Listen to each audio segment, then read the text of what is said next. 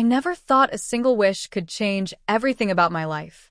My name is Alex, and for as long as I can remember, I've been invisible. Not in the supernatural sense, just in the painfully mundane way that makes your existence blend into the background. At school, I was the guy who sat at the edge of the cafeteria, who never got asked to join group projects, whose jokes barely got a laugh. I wasn't ugly, exactly. I just wasn't noticed. And in a place like Willow Creek High, where popularity was currency, being unnoticed felt like being bankrupt. Home was no better. My parents were well-meaning but distracted, always caught up in work or their own social dramas. My little apartment room was my refuge, cluttered with books, old action figures, and posters of bands I loved, but no one else knew. The only person who seemed to understand me, at least somewhat, was Emma. She was my girlfriend, or at least the closest I'd ever gotten to one, and in her own way, she was everything I wasn't. Confident, radiant, effortlessly charming. People gravitated toward her like moths to a flame, and somehow, against all odds, she had decided to notice me. But our relationship had its complications. Emma loved teasing me, pushing me to try new things, and sometimes that meant things that scared me, like her joking about me trying out new looks or imagining what it would be like if I were the one getting all the attention instead of her. I laughed it off at first, thinking it was just harmless fun. Deep down, though, the seed of curiosity had been planted. What would it be like to feel that kind of attention? To walk down the hall and have people actually notice me? To feel confident instead of invisible?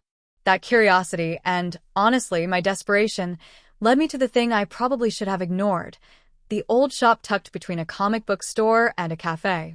Its window displayed all sorts of strange trinkets, glittering necklaces, flowing scarves, even a few mannequins dressed in outfits that were, frankly, amazing. But what caught my eye wasn't the merchandise. It was the sign in the corner that read, "Make a wish, see your world transform." It sounded ridiculous, like cartoonish magic nonsense. But for some reason, maybe because my life felt so hopeless, I stepped inside. The bell above the door jingled softly, and the air smelled like vanilla and old wood. Behind the counter stood a woman who looked older than her years but sharp-eyed, as if she could see right into me. She smiled knowingly and said, "Looking for a change, dear?" I laughed nervously. I don't know. Maybe. She didn't press me. Instead, she gestured to a small, ornate mirror on the wall. Sometimes, a wish is all it takes to see yourself differently. But be careful what you wish for. It might be more literal than you expect. I chuckled at that, too, not realizing how literally I'd be taking her warning later. Impulsively, almost as a joke, I whispered, I wish I could be popular. I wish everyone at school would actually notice me and like me." The shop went silent. The woman just tilted her head, studying me like a cat sizing up a mouse. Then she said softly, "Very well. But remember, wishes have a way of changing everything." I left the shop with a smile, thinking it was just a gimmick, a bit of fun. But that night, as I lay in bed staring at the ceiling, I felt different. Not dramatically at first, just a tingling sensation, like my body and mind were humming with anticipation. I shrugged it off, assuming it was excitement or nerves. The next morning, I noticed small changes. My reflection in the bathroom mirror looked sharper, somehow more striking. I ran a hand through my hair and realized it felt differently, softer, more stylish. My clothes, which yesterday had looked plain and forgettable, now seemed to accentuate my figure in a way that felt oddly appealing. My heart raced as I caught glimpses of myself from different angles, feeling a mix of excitement and apprehension. And then school. Walking through the hallways, I noticed it immediately. Heads turned. Whispers followed me. Emma was smiling, her eyes glinting with something I didn't recognize. Pride? Amusement? Something else entirely. People who had never spoken to me before were suddenly greeting me, laughing at my jokes, even asking me to sit with them. I felt a strange combination of triumph and fear. This was everything I had wished for, yet something inside me whispered, "Is this really me?" By lunch, the changes had intensified. I wasn't just noticed, I was admired.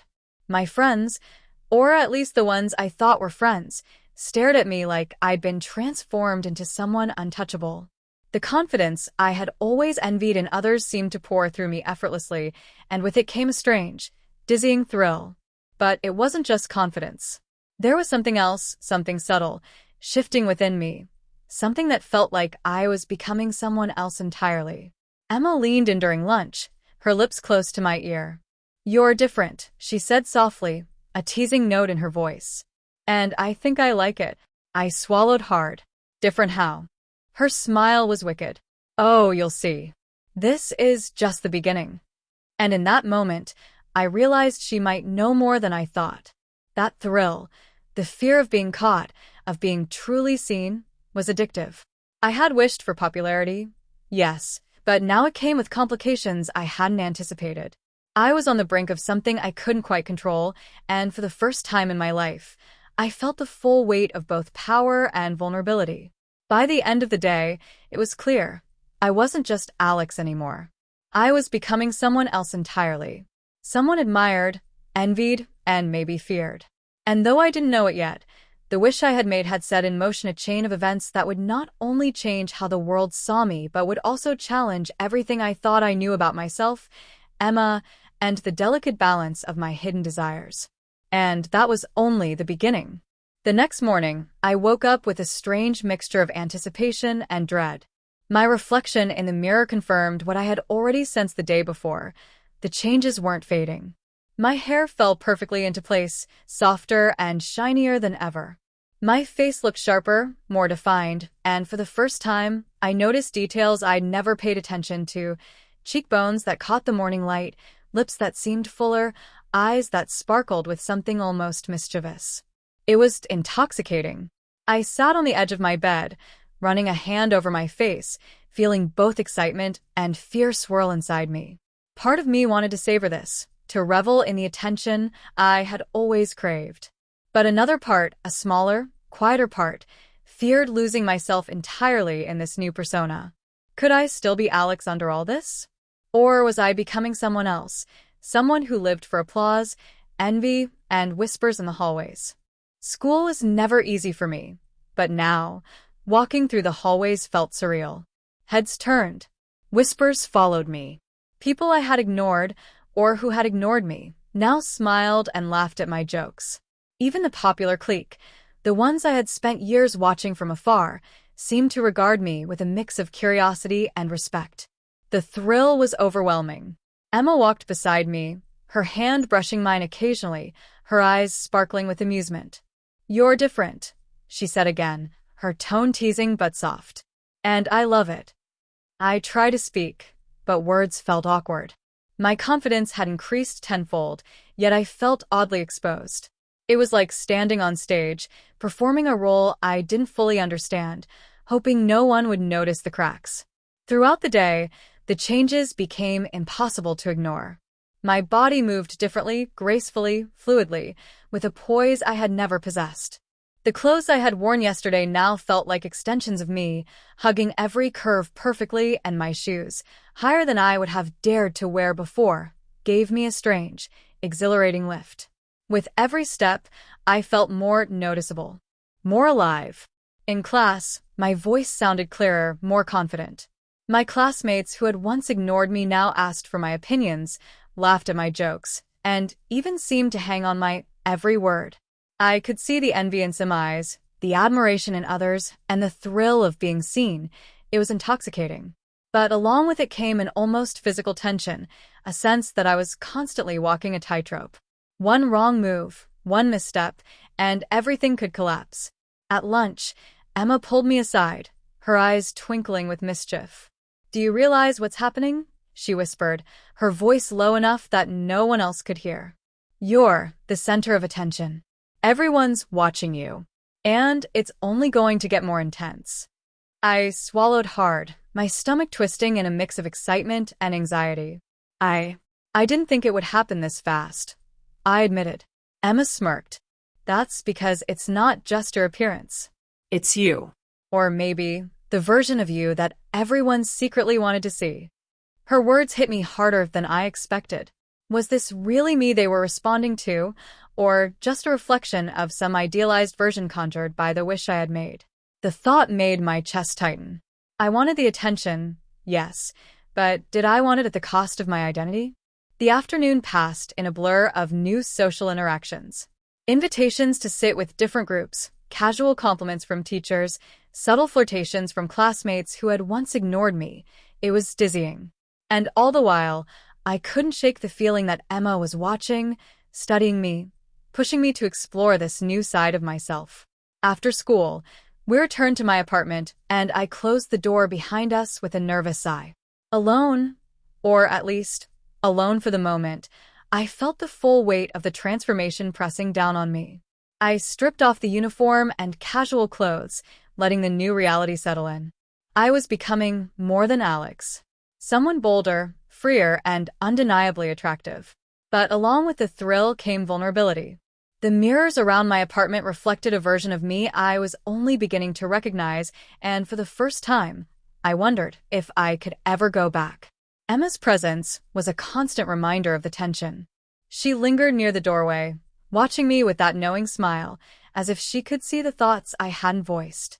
"Do you like what you see?" she asked softly, her voice teasing but serious. I hesitated. "It's amazing, but also scary."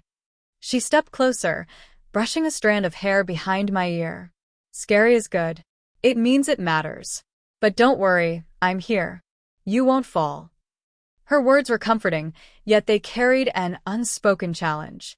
I felt a thrill at the idea of testing the boundaries, of pushing myself further into this new persona, seeing just how far I could go before something broke. That evening, alone for a few moments while Emma was in the kitchen, I explored the full extent of my transformation. I tried on different outfits, experimenting with styles I had never dared before. Tight skirts, flowing blouses, shimmering accessories, I felt like a different person with every combination. High heels added a delicate tension to my posture, forcing me to move gracefully, each step a careful dance between balance and poise. I practiced expressions in the mirror. Confident smiles, sly glances, playful smirks. Each one felt alien and yet natural, as if this version of me had been waiting underneath all along, only needing a little magic to emerge. The thrill of discovery was intoxicating, but every glance at the reflection reminded me of the stakes. Emma, or someone else, could walk in at any moment and the illusion might shatter. Late at night, after Emma had gone home, I sat in front of the mirror, examining myself in silence. The reflection staring back was a stranger, yet there was something undeniably familiar too. I was Alex, yes, but also something more. Bold, admired, dangerous in a way I had never imagined. I felt the first pangs of desire for this new life, not just for the popularity or the attention, but for the freedom it represented. The freedom to explore, to play, to challenge myself, and to embrace a version of myself I had never allowed to exist. But with the thrill came anxiety. Could I keep this up? What if someone discovered the truth?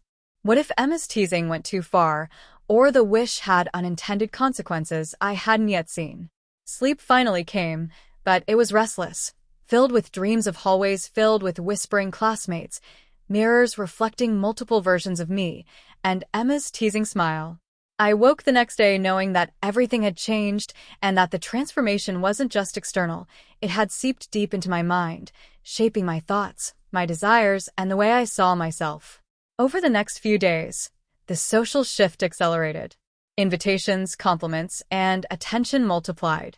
People sought me out in the hallways. Teachers praised my work. Even those who had been cruel or dismissive before now watched me with curiosity, envy, or admiration. And through it all, Emma's presence was a constant, guiding me, teasing me, pushing me to explore the boundaries of this new identity. One afternoon, as I walked through the cafeteria, I caught sight of a small group of girls whispering and glancing in my direction. I smiled, a confident, practiced smile, and felt a thrill as they waved me over. For the first time, I realized that my wish had not just made me popular, it had made me desirable. The attention was intoxicating, but it also carried a weight I hadn't anticipated. As I sat with them, Laughing and chatting, I felt a subtle, insistent fear at the back of my mind. This was only the beginning. The deeper I stepped into this life, the more I would have to balance desire, attention, and secrecy. Every choice could bring admiration or exposure. Every glance could reveal me or betray me. That night, back in my apartment, I stared at my reflection once more. My transformation was no longer a secret experiment. It had become my reality. And with that reality came the thrill, the danger, and the irresistible pull of becoming someone I had only ever dreamed of being. And just as I was starting to feel comfortable in my new skin, I heard a soft knock at the door. My heart leapt into my throat. Emma? A neighbor? Or someone who could unravel everything I had built in these few short days? The knock was the perfect reminder that suspense was now woven into every moment of my life. I had wished for popularity, yes, but the consequences were only beginning to surface. And as I hesitated before opening the door, I realized that this was the moment where everything could change again. The next morning, the thrill of popularity had shifted into something heavier, a tension that clung to me like a second skin. Hallways that had felt exhilarating just days ago now seemed like a stage, with invisible judges watching my every move. I had grown confident in my appearance, my social presence, and the attention I commanded, but with it came a gnawing fear that my secret could unravel at any moment. Emma was unusually quiet as we walked to school that day. Usually, she was playful, teasing, pushing me further into the spotlight. Today, her smile was sharper, calculating. "Are you ready for this?" she asked, voice low, almost conspiratorial. "For what?" I asked, unease coiling in my stomach. "Today's challenge," she said, eyes glinting. "I want to see how far you can take it." I swallowed. I had no idea what she meant. The cafeteria had become a stage of whispers and glances. People stared as we entered, their eyes following us like shadows. The popular crowd waited, expectant, and I felt that familiar surge of adrenaline mixed with terror. I was queen bee now, but the crown weighed more than I had imagined. By mid-morning, the first real obstacle appeared. A classmate I barely knew, someone who had mocked me relentlessly before my wish, approached with a sly grin. "So, Alex, or should I say, Alexandra." My heart stopped. She had noticed the subtle changes, my more feminine posture, the slight softness in my features, the careful way I carried myself. The nickname hit like a blow, playful but sharp. My mind raced. Could she know the truth? Or was she just testing me? Emma stepped close, brushing a hand along my arm. "Ignore her," she whispered, but the tension in her voice betrayed her amusement. The rest of the day became a series of tests. Every glance, every comment, every subtle gesture from classmates or teachers seemed amplified. My confidence felt fragile now, like a house of cards threatening to collapse at the slightest disturbance. I laughed when I was supposed to laugh, nodded when I was supposed to nod, but inside, a storm raged. By the afternoon, things escalated. A small gathering of students invited me to a private study session in the library, a chance to solidify my social position. But as I entered the room, the door closed behind me with a definitive click. The whispering began. They weren't here to study, they were here to watch, to test, to probe. I felt my stomach twist. My heart pounded as I realized this was more than a social test.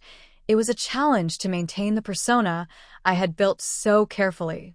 Each movement, each word had to be perfect. My posture, my voice, my smile, everything was scrutinized.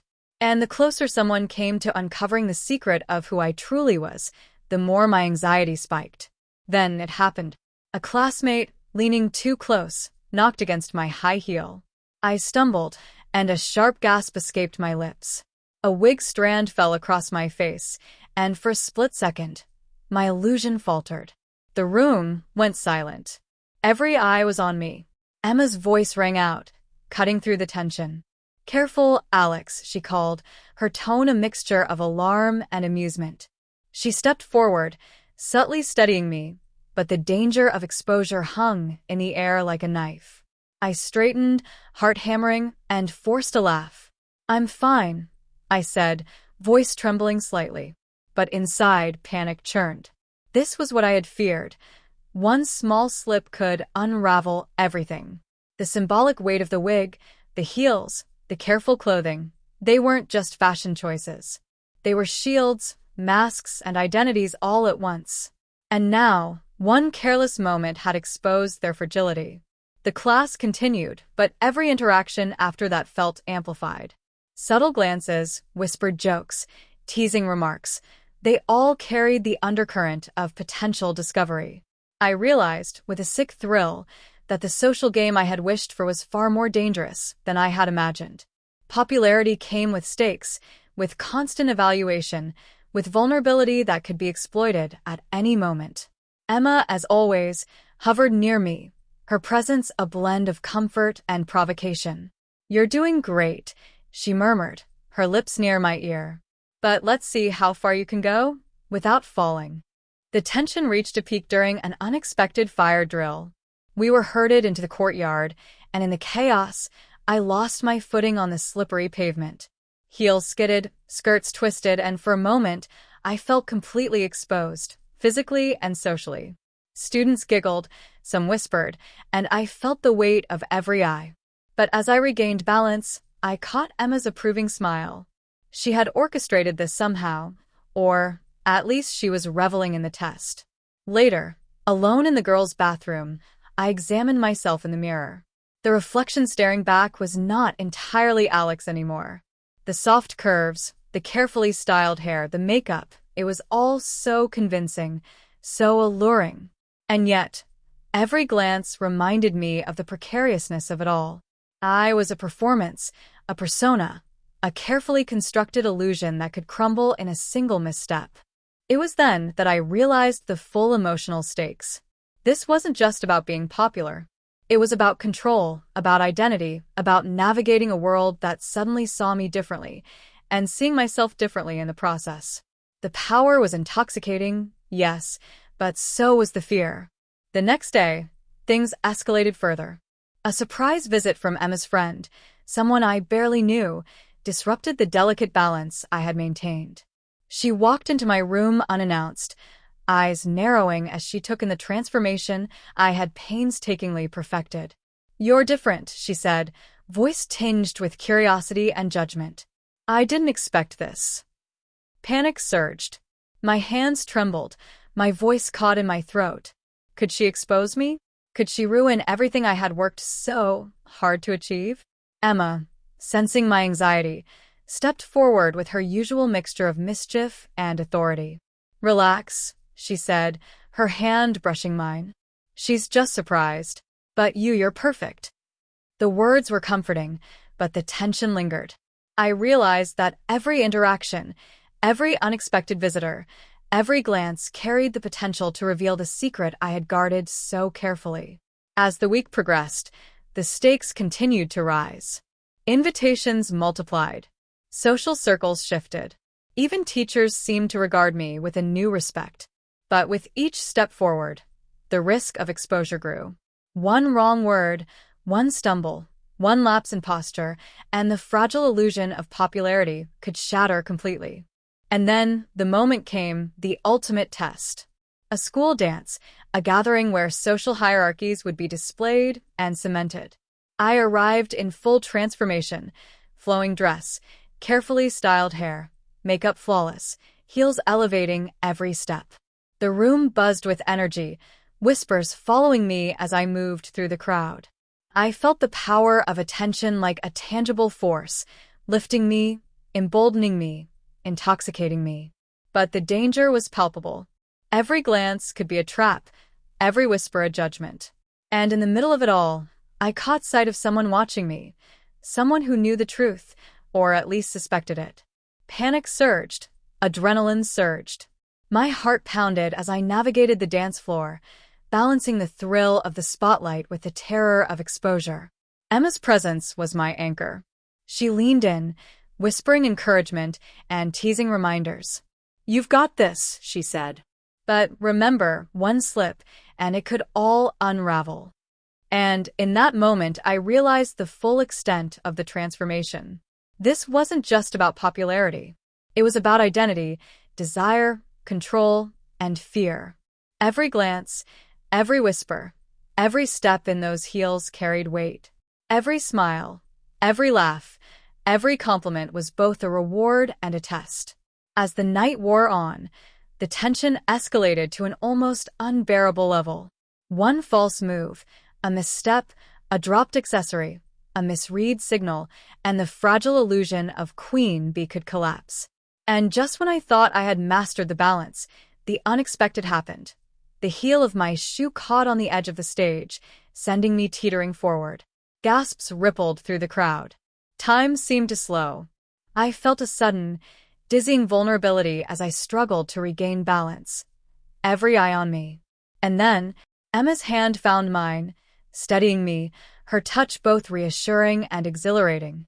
The room held its breath as I righted myself, maintaining the poise and confidence that had become my shield. But the fear lingered, a sharp reminder of the stakes.